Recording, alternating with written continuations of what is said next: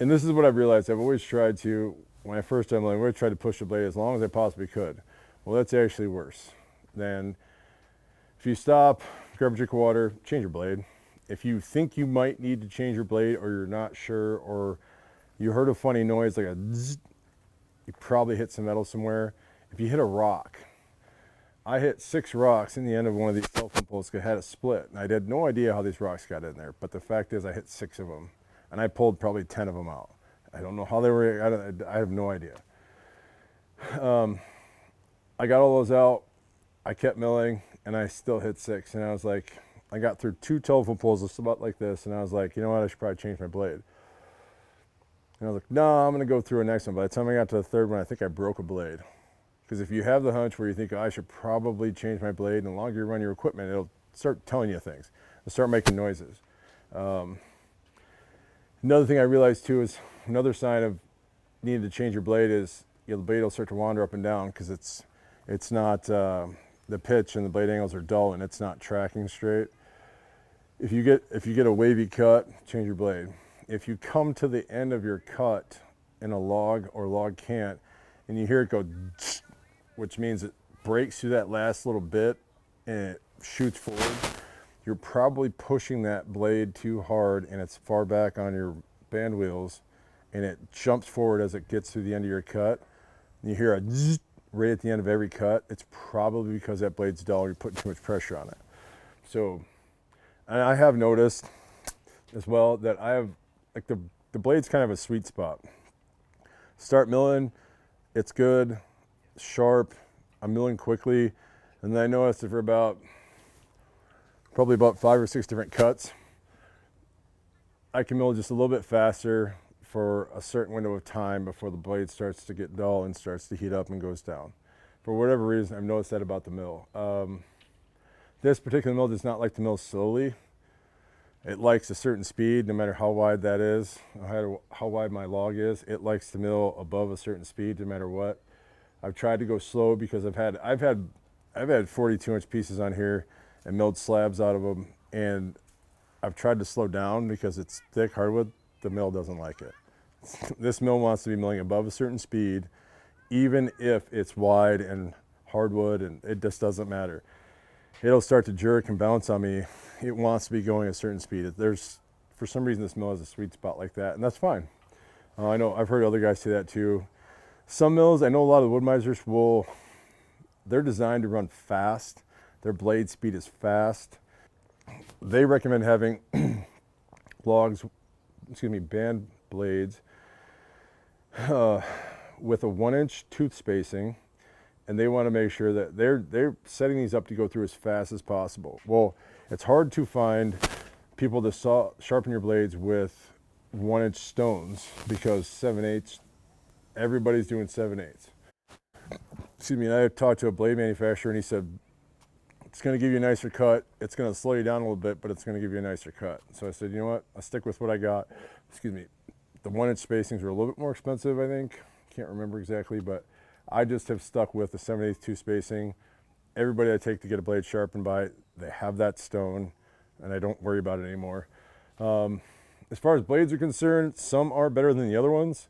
I've had really good luck with, they're called Ripper 37s, company out of Germany. Timberwolf, Jerry's Resharp in Kentucky, they sell those. That's their own blade. I haven't had the luck I've had with those as I've had with the Rippers. It's better steel. They don't mark up as much. They don't rust as quick. I don't think they hold the edge as well as the Rippers do. I don't like the I don't like the blades that came from this manufacturer. I love the sawmill. I don't like the blades. So every blade's different though. I've heard that from probably 10 different people. Some people say, oh, I like this one or I like this one. Well, that depends on what they're milling, how they're milling, their milling habits, the machine they have. But I've noticed that I really like the Ripper 37s. They're giving me the best luck, the best run time, the most durable. They take the most abuse. And when you're starting out, it might be smart to invest in really good blades because let's be honest, you're going to make mistakes and you're going to run your mill into things that you don't want to run it into. You're probably going to mill too fast. You're probably going to break some blades. And you're probably going to prematurely wear out some things. It's just part of the learning curve, unfortunately. I would rather not discuss my learning curve because it's a little bit embarrassing, but I've had plenty of learning curves. So yeah, anybody have any more questions before I get started? First came out of where? I don't know. You said your Timberwolves are out of Germany. Where were they? The Timberwolves are made by a company, a great company. I love them. They're amazing. Jerry's Reshop in Kentucky. They make the Timberwolf. That's their brand. I'm not a fan of them. I have ordered a bunch. I'm still using them. Still not sold on them. I do really like the Ripper 37s, and they sell both of them. So Ripper 37s are from Jerry's Reshop in Kentucky, and so are the Timberwolves. Timberwolves are Jerry's blades, but they also sell the Ripper 37s. So they buy them in a giant spool the size of me, and they cut them, weld them to your specs. So they work out pretty good. Any other questions? Now it's going to be hard to stop when the mill is running to ask questions. So I think this is what I'm going to do. I'm going to start the mill up. I'll turn the log over a few times so you can see me operate the log turner. Okay, just to reiterate, the log clamps are on the other side. Okay, you'll see those in action in a minute. These are the log stops, and that is the log turner. Now all of my operations are right here. As far as the log deck, everything is here. Now as far as the mill head itself, everything is back here. Now the nice thing about my mill, I've got a 15-foot lead on here, and I can take this over here and do this. But I don't like standing over here watching the mill go this way. I like to be on that side so I can see and make sure that my blade guide is out of the way. One common thing, something to be really cautious about, is I call it the discharge side blade guide. You've got to make sure that that's wide enough, it's got plenty of space. You have to accommodate for like a taper in a log. Like you might have 2 inches, and I run it 2 inches or so, 3 inches or so from the log, or the log cant. Now, if I cut a square log cant that's got 4 sides, let's say I cut a 12 by 12, and it's 12 inches all the way down. Well, I can get it an inch away, and I'm all set all the way down. But if it's a log, and it's got any sort of taper, or it's got a spot that sticks out, or a burl, or a old branch, I'll make that thing 8 inches out the side, so I don't have to think about it when I'm going down to log it, because I have run that into the log and had to repair it. One of my learning curve mistakes, one of my boo-boos, and that it happens. It's actually really common, unfortunately, but it does happen. So, yeah, this has a all-kill power. It's got up and down, it's got forward, it's got reverse, computer on and off. It's got operations for the computer itself. And I won't get into those specifically, but you guys will be able to understand what I'm doing as I'm doing it. It's got up and down with the mill head. It's got in and out with the blade guides. So I don't manually have to control anything or adjust anything once I start at the machine. Once I set 0, I can operate the computer. I can move the logs around. I can clamp them. I can rotate them. Also, something I forgot, I have their toe and heel boards. So they're called toe boards, but I call it toe heel. I can take the log, let's say I've got a taper. Let's say it's 16 inches on the small end and 20 inches on the other end. Well, depending on where the pith is, I'll get into this in a second, but let's say that I have a log that's sitting like this because one end's 20 and one end's 16. Well, I'm going to want to raise up the small end so that I can take the pith itself and try to make it parallel with the mill. So if I don't do that, and this took me about 1.5 years to kind of realize, is I would try to make it just so that I was parallel. I drew a center line through the middle mass of the log, and I thought, that's where I'm good.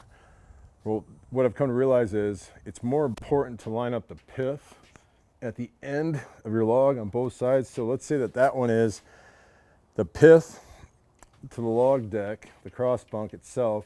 So these stainless are called cross bunks. So let's say that pith sitting on that cross bunk is 10 inches. And let's say it's 7 inches here. I'm going to want to raise this one up about 1.5 inches. So I've created 1.5 inches. Did I do my math correct? Yeah, something like that. Yeah, half the distance. Take the difference. If I've got a 3 inch difference from here to here, I want to raise this up, and I want about a 1/2 inch of space between the bottom of this log and that log bunk. And I want to raise this up about 1.5 inches. That way, I can make sure that my pith is lined up all the way down the mill. You guys understand? You get what I'm saying? Does that make sense? That way, I've noticed, especially with milling telephone poles or something, because these are actually under a lot of tension because some have been out in the weather for a long time. Some are old, some are used, some are brand new. You never know what condition they're in when you're getting them. You want to make sure the pith is lined up because that's when you can make your best material, in my opinion. It's where I've had the best luck making good material. Is your machine capable of doing that, or you put a spacer underneath? No, I have toe boards. They're hydraulic. So I have a toe board here and I have a toe board there, and I can raise up. So let's say I put the long on backwards for everything. I always try to put the small end forward because then I can have the same operation all the time, and that becomes habit. I always try to put the small end forward so I can just raise the front, and I don't usually have to worry about the back. Sometimes the log won't sit stable on the mill. I'll raise that up to keep it from moving. It makes it a little bit more stable. Not much. But up here, let's say I got to raise this up. I always try to make sure the small end's forward so I can just raise up the front. I don't usually, like 1 out of 10 times will I have to ever adjust the back toe board. So that's usually how I like to do it. It just keeps everything from, just keeps the process the same, keeps it simple. Any other question? Go ahead. The log is where it stays, and then the head comes through the log. Right, exactly.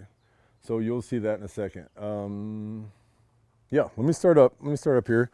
And then I think some of the questions you may or may not have will get answered shortly. Drink real quick.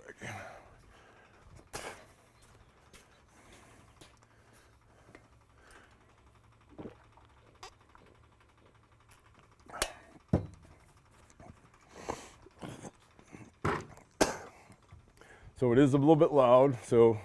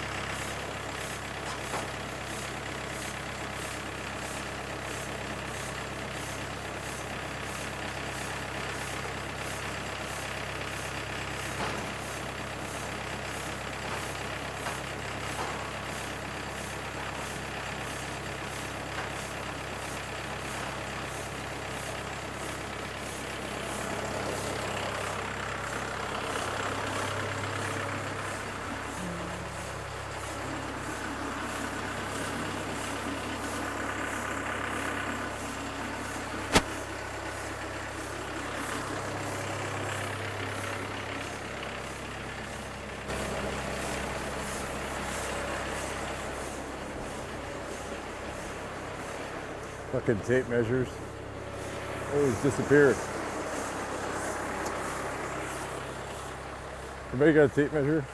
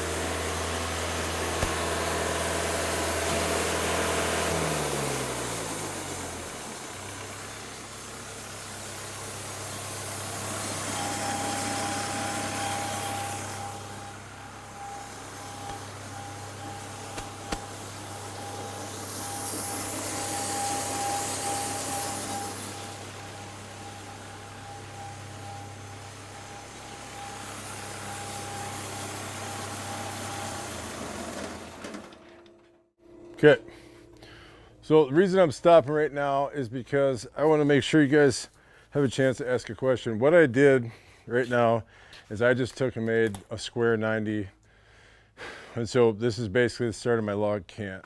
So I'm sure most of you guys already know, if you've done any research on anything like this or you're staying at the class, here look like, log cant is basically a piece of wood that you've sawn off the sides off of. It's a clean piece of lumber you can start with. So I just wanted to make 190 on a log cant. Before we went any further, I wanted to see if you guys had any questions. Also, I'm not sure how old my blade is, so I'm gonna take the time to show you guys how to change it. Pretty simple. Does anybody have any questions right now on what I did? Did you set the log up at its highest point, or did the machine do that for you? I did that. So when I measured the pith from the log deck, I was actually dead even at 10 here and 10 there. So I was like, that's good. I'm not concerned if the log has curve on one side and straight on the other side. If the pith lines up on the straight side, I'm gonna mill it that way. Because I'm gonna take off the junk on one side and end up with better material over here. But if I every time I try to work with the log, it's got a curve, never works out. What I do now, and I've done for about last year and a half or so, is I've made sure that the piths are lined up and I milled it that way. That works for me. Some people might have a different method, different material, different logs. That's what works really well for me, and I've noticed I've had dramatically different luck with cedar telephone poles or questionable material. It's now becoming the only thing that I do. So you do have a log with a little bit of a banana. Yep. You rotate it until you get the pith in the plane, or the center in the plane. Yes. So let's say that I wanted to make 1-inch pine boards. Let's say I want to make knotty pine boards, and I had this big, beautiful pine, but it had a little bit of a crown to it or bow to it.